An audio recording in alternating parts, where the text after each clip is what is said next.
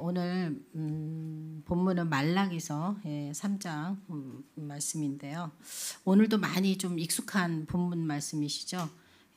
한국교회 설교 강단에서 가장 많이 선포되어지는 구약 성경이 창세기, 출애굽기, 시편, 이사야라고 합니다. 그중에 목사님들이 또 예언서 중에서는 이사야를 특별히 선호한다고 하십니다. 예언서를 분량에 따라서 우리가 대예언서, 소예언서 이렇게 말하는데요. 대예언서는 이사야, 예레미야, 에가, 에스겔, 다니엘 이렇게 5권이고요. 소예언서는 이제 호세아부터 쭉 이렇게 오늘 말라기까지 12권의 책이 있습니다. 예언서의 내용은 대부분 이스라엘이 하나님께 불순종해서 심판에 대한 경고가 많다 보니까 이 내용을 가지고 주일 설교하기가 참 쉽지 않아요. 그래서 이제 골고루 이렇게 말씀을 먹어야 되는데 한 일부러라도 좀 예언서를 한번 설교해야 되겠다라고 제가 좀 생각해서 학개서를 굉장히 또 연구하고 준비했다가 12시 예배 때 보니까 학생들이 앞에 이렇게 있는 거예요. 이게 또 내용이 어려우면 다 졸겠구나, 자겠구나 싶어서 다시 또 기도하고 준비한 게 그나마 이제 익숙한 본문이 오늘 이제 말라기서입니다. 근데 이제 오늘 본문을 가지고 목사님들이 이렇게 11조 헌금 설교를 관계에서 참 많이 하세요. 그렇긴 한데 이게 이제 본문 해석에 대한 오해도 있는 것 같아서 오늘은 왜 말라기서에서 이 내용을 기록했을까 하는 그 배경에 좀 초점을 맞춰서 은혜를 나누고 싶습니다. 인간은 에덴 동산에서 쫓겨난 이후부터 계속 이제 이 먹고 사는 문제를 걱정하게 되고 또 이제 물물 교환 사회가 형성되고 또 화폐가 만들어지면서부터는 이 돈의 문제는 인간 사회에서 굉장히 중요한 관심사가 늘 되었어요. 이스라엘의 역사를 보더라도 하나님이 계속해서 변함없는 사랑으로 이스라엘 백성들에게 은혜를 베푸심에도 불구하고 왜 계속해서 우상숭배 죄를 지었죠? 그러니까 결국은 잘 먹고 잘 살고 싶은데 욕심의 그 풍족함을 위해서 보이지 않는 이 하나님은 잊어버리고 자꾸 이제 이 피조물, 해, 달, 별, 심지어는 나무나 돌멩이까지로라도 신을 만들어서 그렇게 섬겨왔잖아요. 그러니까 피조물이란 말 그대로 하나님이 만드신 게 피조물이에요. 그러니까 해, 달, 별 그렇게 우상 숭배했던 나라들이 많지만 그것도 다 하나님 만드신 거잖아요. 오늘 읽은 본문의 배경도 마찬가지입니다. 말라기는 선지자 이름이에요. 하나님의 사자라는 뜻, 하나님의 메신저라는 그런 히브리어 말입니다. 말라기는 4장밖에 없어요. 금방 읽어요. 그래서 오늘 집에 가서 전체적으로 한번 쭉 이렇게 묵상해 보시면 좋겠습니다. 그래서 말라기서는 전체적으로 하나님을 대변하는 이 예언자 말라기하고 또 이스라엘 백성들 간의 그 논쟁으로 구성되어 있는 것을 알 수 있습니다. 그러니까 하나님이 예언자 말라기를 통하여서 한 말씀을 하시면 거기에 대해 또 백성들이 한마디도 지지 않고 또박또박 말대꾸로 응대하는 그런 모습입니다. 그러니까 예를 들어서 말라기 1장 2절부터 그런 장면이 나오는데요. 하나님이 내가 너희를 사랑하였노라 이렇게 말씀하시면 이스라엘 백성들이 주께서 어떻게 우리를 사랑하셨나이까 라고 이렇게 대듭니다. 그리고 오늘 이제 본문 읽은 3장 8절에서도 사람이 어찌 하나님의 것을 도둑질하겠느냐 이렇게 말씀하시면 우리가 어떻게 주의 것을 도둑질하였나이까 이런 식으로 이제 또박또박 대드는 거예요. 아니 이스라엘 백성들이 어떻게 감히 하나님께 이런 태도를 보이는 걸까요? 그러니까 하나님은 이스라엘을 특별히 선택하시고 또 사랑으로 이렇게 구원해 주셨지만 은혜를 잊어버리고 우상 숭배를 하는 그 불순종의 그 반복의 연속이었습니다. 그러면 하나님이 이스라엘 백성들에게 사인을 주세요.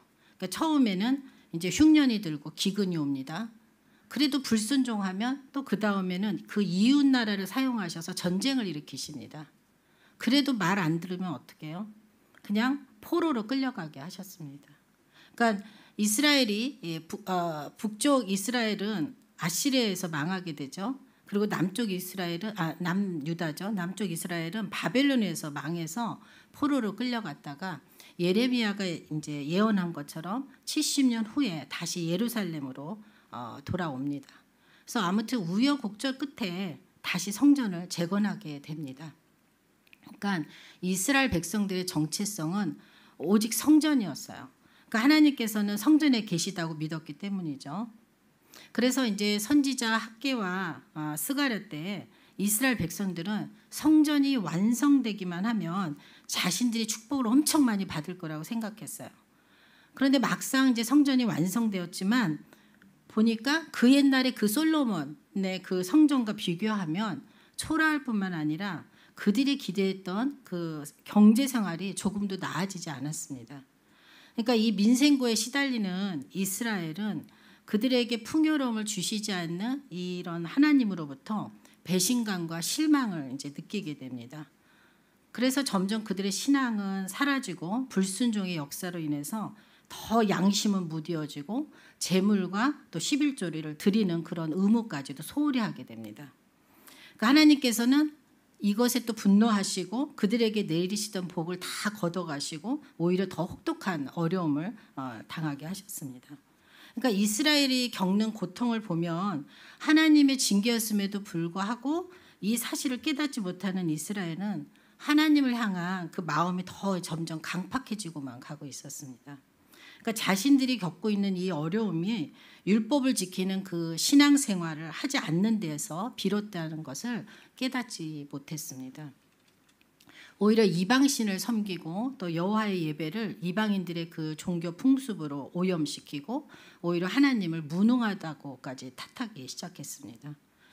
그래서 이스라엘 사람들이 이런 어려움에서 문제를 해결할 수 있는 방법은 딱 하나, 하나님께 회개하고 돌아오기만 하면 되는 것이었습니다. 우리 7절 한번 같이 읽어보겠습니다. 7절 말씀. 네, 시작. 만군의 여호와가 이르노라 너희 조상들의 날로부터 너희가 나의 기로를 떠나 지키지 아니하였도다. 그런즉 내게 돌아오라. 그리하면 나도 너희에게로 돌아가리라 하였더니 너희가 이르기를 우리가 어떻게 하여야 도가리까 하는도다. 아멘. 근데 이스라엘은 주님께 돌아가는 것, 회개하는 것이 구체적으로 무엇을 의미하는지를 잘 몰랐어요. 그래서 우리가 어떻게 하여야 돌아가리까라고 질문합니다. 물론 이게 정말 진솔하게 정말 몰라서 하는 질문일 수도 있지만 안다고 해도 정말 돌아가고 싶지 않다는 뜻도 포함되어 있는 것입니다. 돌아가기엔 너무나도 멀리 와버린 거예요.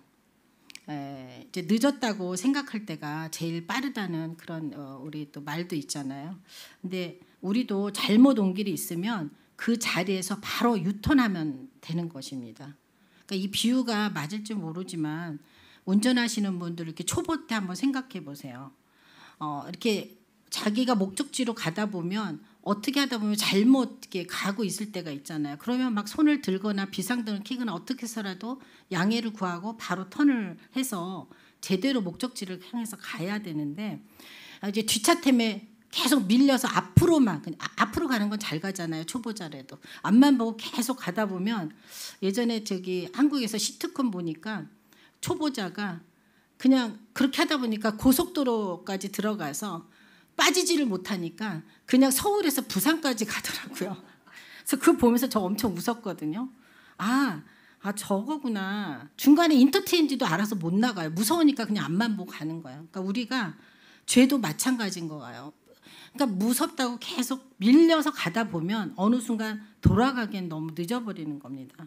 그래서 하나님이 사인 주시면 바로 그 자리에서 즉각적인 유턴 회개가 필요한 것입니다. 하나님께서는 이스라엘이 주님께 돌아오기에 때가 너무 늦었거나 또 방법이 어려운 것이 아니라고 말씀하십니다. 그러니까 제대로 된 11조 예물을 좀 드리면 이 문제 해결의 실마리가 보일 거라고 말씀하셔요. 물론 재물을 제대로 드리지 않는 것만이 이스라엘의 문제, 그 유일한 문제는 아니었어요. 그러니까 일단 제대로 된 재물과 11조를 드리라는 말은 눈으로 보이는 그 수단 중에서 실제로 백성들이 가장 아끼는 거, 아까워하는 것을 하나님께 드려야지 그게 재물이 아니냐라는 그런 뜻입니다. 그러니까 그들이 가장 아까워하는 것을 드릴 때 하나님께서는 그들이 원하는 복을 주시겠다는 것입니다. 8절 한번 읽어볼게요. 같이 읽겠습니다. 시작. 사람이 어찌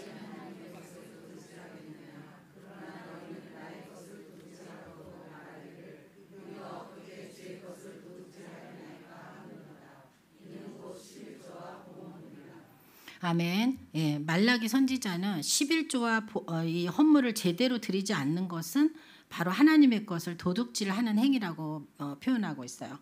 그런데 여기서 우리가 몇 가지 질문을 생각하게 됩니다. 아니 어떻게 11조를 드리지 않는 것이 하나님의 것을 도둑질하는 거지? 예. 근데 성경에 청직이라는 말이 나옵니다. 그러니까 세상의 모든 것이 하나님의 것이고 우리의 생명도 하나님의 것이다라고 고백합니다. 그러니까 인간은 결코 이 세상의 것을 끝까지 소유할 수 없어요. 그러니까 잠시 사용하는 것뿐입니다. 그러니까 하나님의 관점에서 보면 하나님은 영원하시지만 우리는 잠시 있다가 사라지는 안개 같은 그런 존재인 것입니다. 그러니까 성경에서는 이 헌물과 11조를 드리는 것은 내가 주인인데 그 일부를 하나님께 드린다는 그런 의미가 아니고요. 예전에 보면 소작인이 그 땅을 빌려가지고 농작물을 지면 그 수확을 해서 그 한 일부를 땅 주인에게 바치잖아요. 주잖아요. 그죠? 그걸 안 주면 그냥 공짜로 자기가 다 갖는 거잖아요. 그건 말도 안 되는 일이죠. 이제 그런 것처럼 결국 11조는 내 거의 10분의 1을 하나님께 드리는 헌금이 아니라 모든 것이 하나님의 것인데 감사함으로 드리는 고백인 것입니다. 아까 그 농작물 그 땅을 빌려준 주인이 따로 있었잖아요. 그죠? 그러면 그 내 거를 주인한테 농사진 다음에 일부를 주는 게 아니라 원래 주인의 그 땅 주인한테 내가 농사를 졌으니까 수확을 거둔 다음에 일부를 갖다 감사 표시로 당연히 드릴 수밖에 없는 거잖아요.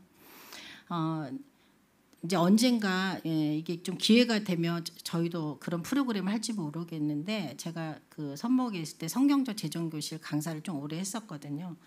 그때 이제 어떤 내용이 있었냐면 아무튼 전 세계의 부자, 경제기를 다 장악하는 사람들은 누구예요? 유대인이잖아요. 근데 이 유대인들은 어려서부터 자식한테 이 경제 교육을 굉장히 철저하게 시킵니다. 특히 돈에 대해서.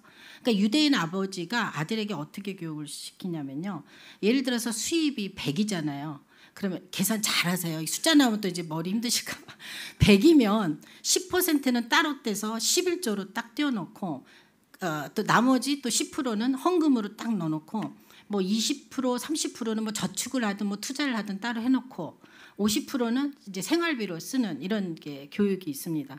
자 그러면 나는 이 생활비가 모자라. 그러면 저축은 뭐 10% 하셔도 상관없어요. 그래서 뭐 생활비를 더 넉넉하게 쓰셔도 되지만 근데 여기에서 중요한 포인트는 뭐냐면 11조 헌금은 다르다는 겁니다. 그러니까 11조는 모든 것이 하나님의 것이에요 라는 그 감사의 신앙의 고백인 거고 이 따로 떼어놓은 헌금 이 10%는 그 안에서 본인이 감사, 선교, 뭐 건축 알아서 하시면 됩니다. 그런데 이 헌금조차도 내 마음대로 하는 게 아니라 우린 아까 뭐라 그랬어요? 청직이라고 그랬잖아요. 관리자잖아요. 그러니까 주인은 하나님이시니까 이 돈의 주인은 하나님한테 얼마 할까 이걸 물어봐야 된다는 거죠.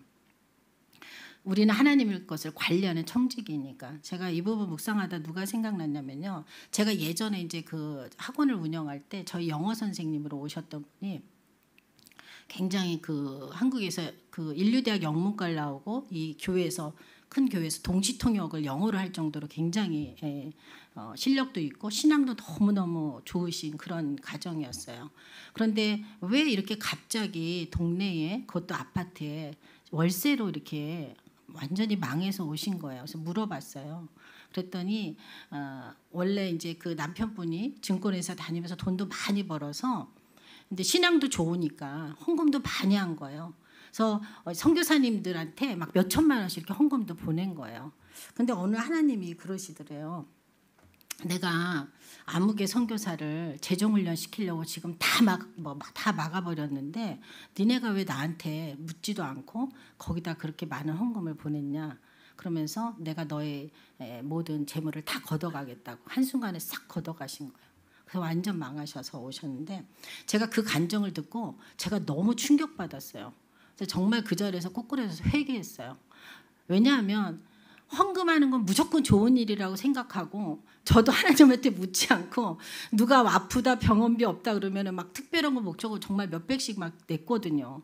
근데 그럼에도 불구하고 막 그렇게 하나님이 그 가정은 또 그렇게 하셨는데 전 너무 또 무서웠던 거예요. 그래서 그 자리에서 하나님, 제가 하나님의 모든 것이 하나님 것인데 하나님의 물질을 제가 묻지 않고 제 마음대로 이렇게 사용하고 헌금했던 것도 회개한다고 앞으로는 주님께 철저하게 묻고 가겠습니다. 그리고 그날 이후로 정말 저는 다 정말 하나님한테 물어보고 사용합니다.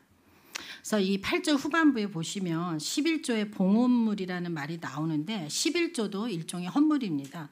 그러나 이제 이 두 가지 개념에는 이제 어떤 차이가 있냐면 성경에서 전반적으로 11조는 레위인의 몫이었어요. 그리고 헌물은 제사장들의 몫이었습니다. 여기에서 두 가지 말을 말하는 이유는 이 백성들이 종교 제도와 성전을 유지하기 위해서 이스라엘 사람들은 11조만 드렸던 것이 아니고 때에 따라 다양한 제물을 성전에 들여 놓았다는 것입니다. 10절 한번 같이 읽겠습니다. 시작. 너희의 온전한 11조를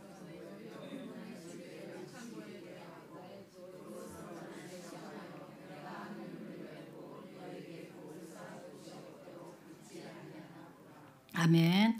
예, 우리가 성경 읽다 보면 오용하는 구절들이 꽤 있는데요. 이 구절도 잘못 해석하는 좀 대표적인 말씀입니다. 그러니까 하나님은 이스라엘 백성들에게 자신을 시험하라고 권고하십니다. 그러니까 구약에서 하나님이 인간을 시험하는 경우가 종종 있지만 인간이 하나님을 시험한다는 것은 불신앙의 행위나 마찬가지입니다. 그러니까 이 말씀은 정말 11조 하면 내가 복을 많이 줄 거야 이런 뜻이 아니고요. 이렇게라도 말씀하실 수밖에 없었던 그 하나님의 입장을 우리가 헤아려 봐야 되는 것입니다. 한번 말라기 1장 8절에서 10절까지 이런 말씀이 있어요. 예, 한번 같이 읽겠습니다. 시작. 만군의 여호와가 이르노라 너희가 눈먼 희생 제물을 바치는 것이 어찌 악하지 아니하며 저는 것 병든 것을 드리는 것이 어찌 악하지 아니하냐. 이제 그것을 너희 총독에게 드려보라. 그가 너를 기뻐하겠으며 너를 받아주겠느냐. 만군의 여호와가 이르노라 너희는 나 하나님께 은혜를 구하면서 우리를 불쌍히 여기소서 하여 보라. 너희가 이같이 생하였으니 내가 너희 중 하나인들 받겠느냐. 만군의 여호와가 이르노라 너희가 내 제단 위에 헛되이 불사르지 못하게 하기 위하여 너희 중에 성전문을 닫을 자가 있었으면 좋겠다. 내가 너희를 기뻐하지 아니하며 너희가 손으로 드리는 것을 받지도 아니하리라. 아멘. 그러니까 당시에 이스라엘 백성들은요 제사법을 어기고 더러운 떡을 제단에 올려놨다는 거예요. 그러니까 형식적으로 이렇게 제물을 막 그 싼 거 그냥 아무거나 드리다 보니까 어떤 짐승을 드려요? 흠 있는 짐승, 눈먼 짐승.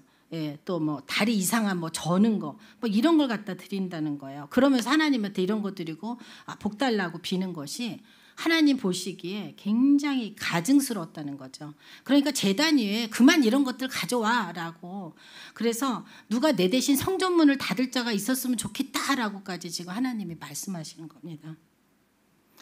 그런 흠 있는 것들을 니네 그 총독한테 한번 갖다 줘봐라고 지금 하시는 거예요. 그럼 총독이 그거 받고 좋아하겠어요? 오히려 그 사람한테 해코지하겠죠. 우리도 마찬가지잖아요. 누가 선물 줘서 줄 때 작은 거라도 정성껏 갖다 주면 참 좋은데 자기가 먹다 남은 거 또 뭐 쓰던 거 이런 거 주면 뭐 그렇게 감사가 크겠어요. 그러니까 오죽하면 하나님이 제대로 된 거 갖고 와서 바쳐봐라. 그러면 내가 복 주나 안 주나 시험해봐. 이제 이런 배경에서 이 말씀하신 겁니다. 그런데 이 말씀을 잘못 해석해서 11조의 축복을 돈 내고 돈 먹기 식인 것처럼 생각하면 안 된다는 겁니다. 그러니까 내가 11조 많이 하면 11조 축복 많이 해주실 거야. 이렇게 드리면 안 된다는 거죠. 그러니까 헌금은 얼마를 투자한다고 또 그 대가로 얼마를 보상받는 그런 게 아닙니다. 그러니까 은행에 돈 맡겼다 찾는 게 아닌데도 불구하고 어떤 남자가 11조를 했는데 어떤 이득도 받지 못했으니까 실제로 그 교회를 상대로 자신의 헌금을 되돌려달라고 소송했던 일이 미국의 플로리다에서 있었어요. 근데 이게 남일 같지 않아요. 제가 이제 말을 쓰면 못 드리고 실제로 한국에 예전에 저희 교회도 있었어요. 근데 이 말라기 선지자는 온전한 11조를 드리는 것이 회개의 중심이라고 말하고 있습니다. 그러니까 종교 계획자 루터가 죄인의 회심은 꼭 지갑의 회심을 동반해야 된다고 말했는데 우리가 어떤 가치관과 이 세계관을 가지고 살아가고 있는가가 우리의 돈 사용에 직접적으로 반영된다는 것입니다. 그래서 다시 본문 3장 11절 12절 말씀 한번 보겠습니다. 시작. 만군의 여호와가 이르노라.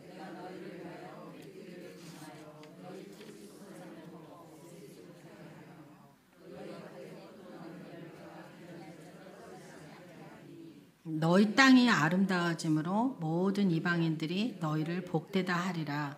만군의 여호와의 말이니라. 아멘. 예, 우리가 11조 축복을 받는다고 생각할 때 예를 들어서 비즈니스 사업하시는 분들은 뭐 하나님이 마음껏 막 더 이렇게 몇 배 이렇게 막 부어주실 수 있잖아요. 그런데 만약에 이제 월급 받는 직장인이면 어떻게 11조의 축복을 받을 수 있을까요? 그러니까 급한 비상 지출이 안 생기게 해주시는 것도 은혜입니다. 아까 이 본문에서 메뚜기를 금하여 너희 토지의 소산을 먹어 없애지 못하게 하며 너희 밭의 포도나무 열매가 기한 전에 떨어지지 않게 하리니 이렇게 말씀하셨는데, 예를 들어서 가족 중에 누가 갑자기 아파요. 큰 병에 걸렸어요. 그래서 막 병원비가 왕창 나가요. 그럼 재정이 얼마나 손실이 있겠어요. 그리고 갑자기 막 이번 달에 정신없이 막 경조사가 막 10건씩 들어와. 막 그러면은 계속 예상치 못한 지출들이 나가서 자기가 정해졌던 어떤 그 균형 있는 생활 계획이 무너지게 되는 거잖아요. 그러니까 정말 평안하게 건강하게 그렇게 직장인들을 그 재정을 지켜주시는 것도 그것도 하나님의 축복이고 은혜인 줄 믿습니다. 예, 하늘 문을 열고 너희에게 복을 쌓을 곳이 없도록 붙지 아니하나 보라 이렇게 말씀하셨는데, 하늘 문을 여는 자가 누구겠습니까? 결국은 자기 자신의 가장 소중한 것, 아끼는 것을 드리는 자이잖아요. 그러니까 하나님이 돈 없어서 달라고 하시는 게 아니잖아요. 그러니까 세상 만물을 창조하신 하나님이신데 뭐가 부족해서 나한테 뭐 돈을 받으시려고 하겠어요. 단지 맨날 우리가 사랑한다고 하는데 내가 하나님을 얼마나 사랑하는지를 단지 우리 마음을 시험하시는 것 뿐입니다. 예를 들어서 뭐 연인들끼리는 해 달별도 다 따줄 정도로 뭐 사랑한다는데 가장 아끼는 거로 자기의 그 표현을 하잖아요. 그러면 하나님을 사랑하는 그 마음도 그 어떤 우리의 마음의 중심을 드리긴 해야 되는데, 단지 현대인은 그거를 표현할 수 있는 게 물질밖에 없는 거예요. 그러니까 그래서 우리가 물질로 드리는 것 뿐입니다. 그런데 난 돈이고 뭐고 아무것도 없다, 뭐 이런 분들은 그 시간을 구별해서 또 드릴 수 있는 거잖아요. 오해하실까봐 잠깐 좀 예화를 들면, 제가 아는 이제 존경하는 목사님이 그 청년 때 서울대학교에서 이제 서울대학교 다닐 때 도서관에서 이제 공부를 하는데 너무 하나님을 이제 사랑해서 이 말씀을 대학교 때 100번을 성경을 읽었대요. 얼마나 대단해요. 근데 말씀을 도서관에서 이렇게 다른 사람 학생들은 공부를 하는데 본인은 막 성경을 읽는데 너무 하나님의 사랑이 절절해서 은혜를 받으니까 못 참고 막 이제 끄끄끄끄 막 이렇게 눈물이 나는데 소리 내서 울 수가 없잖아요. 도서관이니까. 그 정도로 하나님을 너무 사랑했는데, 그래서 하나님한테 결단한 게, 이제 와인 간사들은 돈이 없잖아요. 그래서 자기가 그럼 나는 하나님한테 무엇을 드릴 수 있을까라고 기도하다가 생각하다가, 나는 돈은 없지만 내 인생의 가장 귀한 황금기를 하나님께 시간을 드려야 되겠다. 그래서 40대기 이전에 본인이 터키 선교사로 나가겠다고 결단하고 떠났어요. 근데 그 공항에서 99%가 무슬림인 나라다 보니까 막혀가지고 못 들어가고 다시 이제 한국으로 오신 거예요. 그런데 그 이후에는 워낙 이제 세계적인 강사가 되시고 뭐 한 몇 년은 이제 이 섭외하려면 순서를 기다려야 되는데 정말 주님의 은혜로 저는 우리 글로리아 신학교에 초청해서 이제 강의 오실 거거든요. 근데 아무튼 제가 이 말씀 드린 이유는, 우리가 돈 없다고 못 드리는 게 아니고 그 간사님이 정말 하나님을 너무나 사랑하는 그 마음의 중심을 보시고 자기 인생의 가장 황금기를 시간으로 드리고 싶고 헌신하겠다 결단했던 그 마음을 보셨기 때문에 지금 이렇게 많은 축복을 하시지 않았을까라는 생각을 해봅니다. 만일 크리스천들이 11조를 드리지 않는다면 하나님의 것을 도적질하는 것인가 라는 이 질문을 또 할 수도 있습니다. 근데 우리가 고린도 후서에 9장 6절에서 7절을 보면은 바울이 이렇게 얘기했어요. 고린도 후서 9장 6절에서 7절 같이 읽겠습니다. 시작. 곧 적게 심는 자는 적게 거두고 많이 심는 자는 많이 거둔다 하는 말이로다. 각각 그 마음에 정한 대로 할 것이요 인색함으로나 억지로 하지 말지니 하나님은 즐겨내는 자를 사랑하시느라. 아멘. 11조는 이제 이 신약 시대를 살아가는 크리스천들에게 요구되는 율법은 아닙니다. 그러니까 지금 우리가 성령 시대를 살아간다 그러죠. 뭐 10의 9조를 드려도 상관없어요. 누구는 소원했대잖아요. 10의 9조 드리고 10의 1조만으로도 세계 부자가 되게 해주세요. 그랬는데 정말 그렇게 되셨잖아요. 그런데 정말 이 교회 공동체 이론으로 우리 기독교인들이 성심껏 재정적 필요를 채울 의무를 가르쳐주고 있다는 것입니다. 왜냐하면 교회는 전도와 구제를 위해서 존재하기 때문입니다. 근데 교회가 이런 일을 하려면 당연히 돈이 필요하잖아요. 우리가 예배에 5가지 요소가 있는데 기도, 찬양, 헌금, 설교, 성찬예식입니다. 그러니까 헌금도 그 중에 예배에 포함되는 것입니다. 어떤 분은 뭐 찬양 시간이 예배 시작 전에 어떤 순서로 생각하고 찬양 끝나고 설교 중심으로 오시는 분들도 가끔 보는데 이 찬양도 중요한 예배 순서라는 거, 중요한 것입니다. 조심스럽긴 하지만 예전에 이제 유기성 목사님이 설교 중에 어떤 말씀하셨는데 다른 분들은 기억도 안 나실 텐데 저만 굉장히 가슴에 새겼던 말씀이 뭐였냐면 한 번은 이런 얘기를 하시더라고요. 성도들한테 이렇게 뭐 어느 순간부터 건축공비용 강요 안 하고 자원하는 사람들만 따로 구별해서 기도하는 날이 있거든요. 그런데 그런 얘기를 하시는 거예요. 주일 설교 때 교인들이 제대로 11조만 정확하게 한다면 별도로 선교, 감사, 건축공비 이런 거 내지 않아도 얼마든지 교회는 잘 돌아가고 사명을 충분히 감당할 수 있다. 이 말이 너무 와닿았어요. 저는 개인적으로. 그런데 이 교단에서는 각 교회별로 교인 수 곱하기 이제 얼마 책정한 금액을 이렇게 회비로 내는 게 있습니다. 근데 하도 오래전이니까 그때 아마 한 3,000원 정도 이랬던 것 같아요. 그런데 감독님이 오셔서 하는 말이 선한목자 교회가 그 회비 내는 게 전체에서 1위라는 거예요. 근데 이제 제가 무슨 생각을 했냐면 아니 선목은 그때 이제 10,000명도 안 됐을 때고 얼마든지 몇만 명 이상의 큰 교회들이 많단 말이에요. 같은 교단 안에. 그런데 어떻게 이 인원수 곱하기 이 회비를 냈을 때 왜 선목이 1위야? 라고 생각을 해보니까 아시죠? 그 다음은 회비 낼 때는 성도 수가 확 줄어드는 겁니다. 근데 아무튼 이 개인의 11조만 중요한 게 아니고 교회가 세상을 섬기는 11조도 중요합니다. 왜냐하면 교회 안에 어려운 지체들을 섬기고 돕고 또 이 가난한 이웃을 살리고 지역사회에 봉사하고 또 열방에 이 복음을 전파하려면 교회도 사회에 드리는 이 11조를 잘 드려야 합니다. 그러니까 11조는 교회 안에 그 공동체를 세우고 교회 밖의 약자를 세우는 일에 물질이 쓰여진다는 것입니다. 그러니까 내 교회만 생각하는 교회보다는 당연히 구제와 또 선교에 힘쓰는 교회를 하나님 더 축복하시겠죠.